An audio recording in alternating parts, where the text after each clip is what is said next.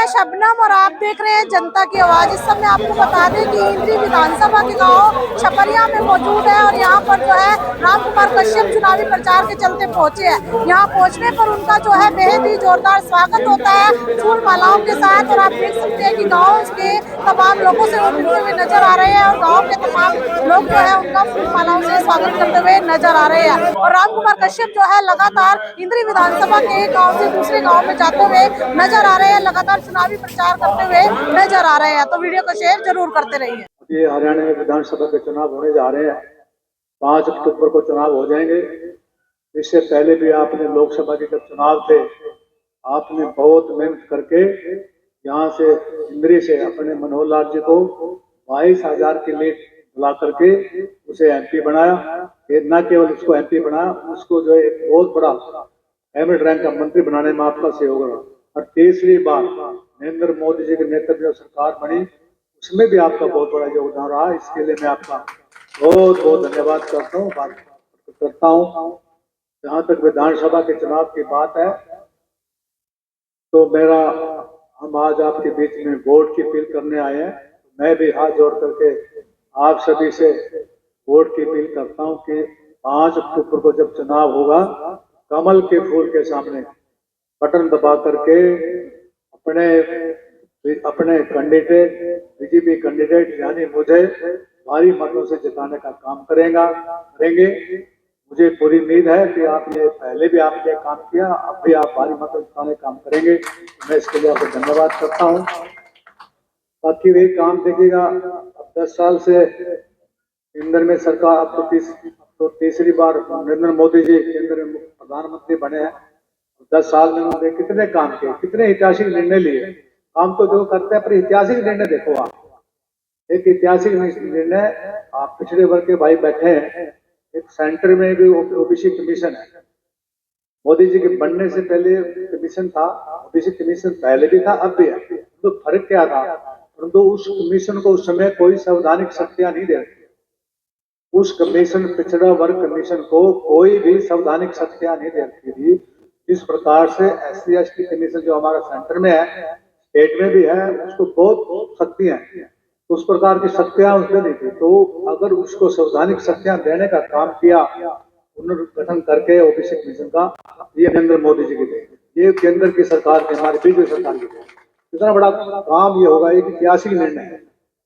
दूसरा, धारा 370 को हटाना, ये भी एक ऐतिहासिक निर्णय मान लेते, बहुत ऐतिहासिक, बहुत बड़ा। मैं कहता हूँ कांग्रेस तो कर ही नहीं सकती, सोच ही नहीं सकती थी। पर वे कांग्रेस तो जम्मू कश्मीर में चुनाव होने जा रहे हैं, कांग्रेस तो ये कहने लगी है कि आप हमारे को बनाओ, दोबारा धारा 370 को लगाएंगे। आते भी दोबारा धारा 370 है। तो अब देखिएगा कि इसकी धारा 370 के कारण 42,000 वहां पर जम्मू कश्मीर में नागरिक शहीद हो गए, और जो सैनिक थे वो शहीद हो गए। ठीक है ना? कोई विकास का काम नहीं होता था। पैसा जितना मर्जी भेज दो, मिस यूज होता था, कोई हिसाब नहीं ले सकता था उनसे।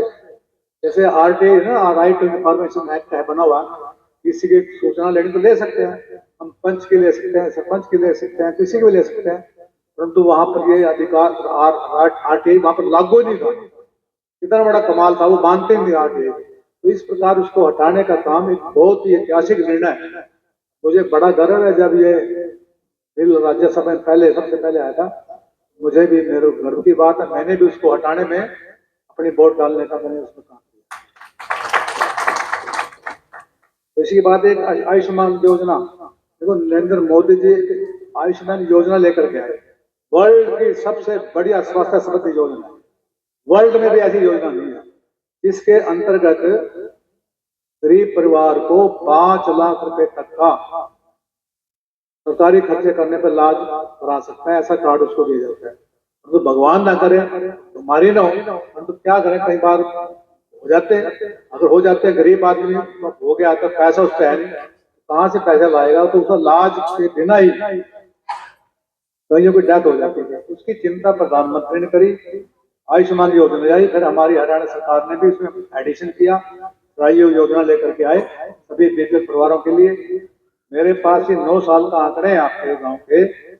अगर मैं बताऊं तो आपके गांव की आबादी 788 है, 788 मेंबर हैं आपके गांव के छोटे बड़े, उसमें से 573 मेंबरों के आयुष्मान कार्ड बने।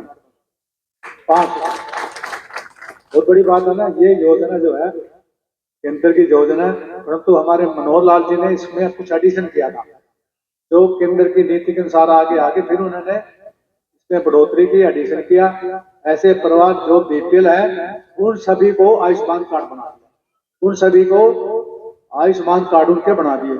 अभी नरेंद्र मोदी जी ने एक और योजना लेकर के आए, ऐसे मेंबर इंडिया के जिसकी उम्र 70 या उससे ज्यादा है, परिवार का ऐसा मेंबर, सारे इंडिया की बात कर रहा हूं मैं, 70 या उससे ऊपर है, उन सभी के भी केंद्र की सरकार नरेंद्र मोदी जी उनके आयुष्मान कार्ड बनाने जा रहे हैं।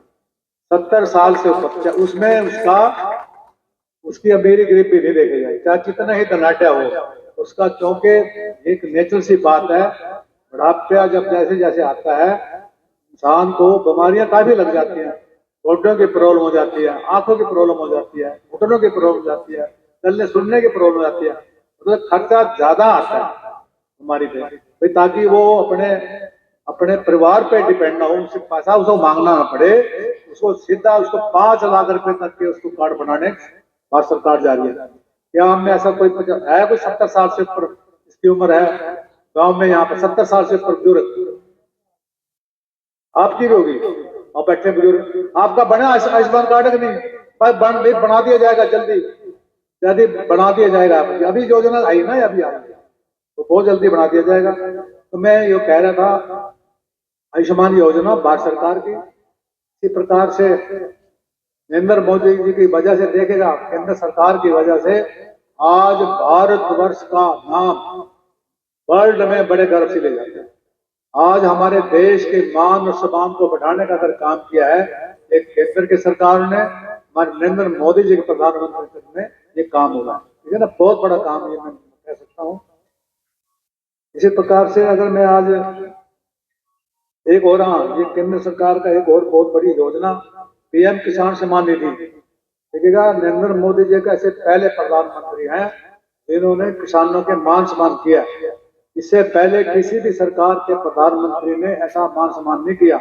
अगर हो तो बता दो। किसानों के खाते में साल में 6-6 हजार रुपए डालने का काम किया, अब उस राशि को बढ़ा दिया, 8-8 हजार रुपये अगर आएंगे। किसान कह सकते हैं भाई ये तो कम राशि है, परंतु ये मान सम्मान है, मान सम्मान की बात है। आपका मान सम्मान नहीं किया तो बता दो आप। अब जय ब्याह शादी होती है, मिलने करते हैं, कोई 500 कर दे, कोई 1000 की कर दे, कोई कुछ कर दे, और कहीं भी जो 100 रुपए की मिलनी भी होती है।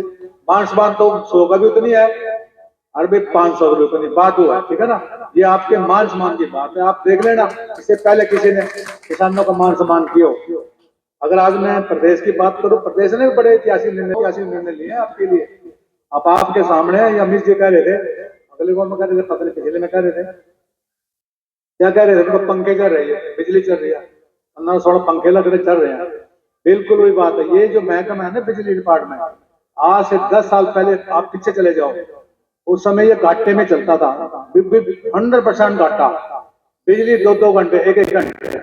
और जैसे आपकी बिजली नहीं, के बरसात नहीं हुई ना जुलाई के महीने में, अगर ये 10 साल पहले की बात होती है, एक भी मरला चीनी नहीं लगा सकते थे आप देखेंगे बिजली की मेहरबानी है, हरियाणा सरकार की नीतियों का कमाल है।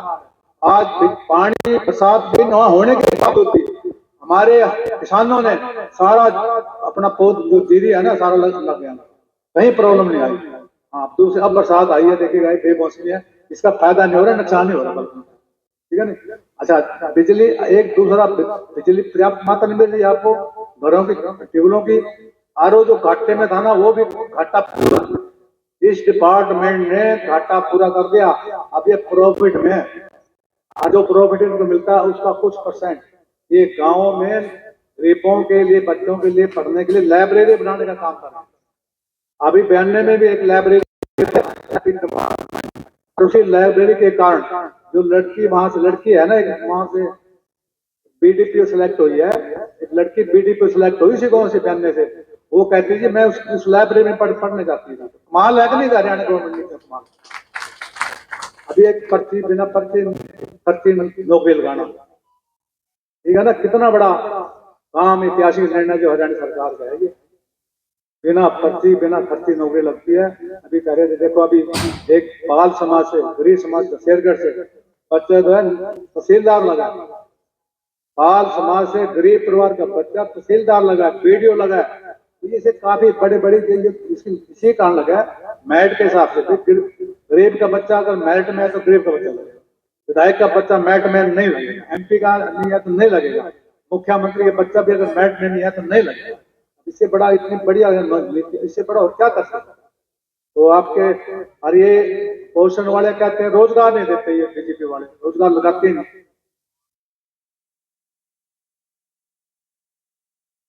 रोजगार नहीं देते।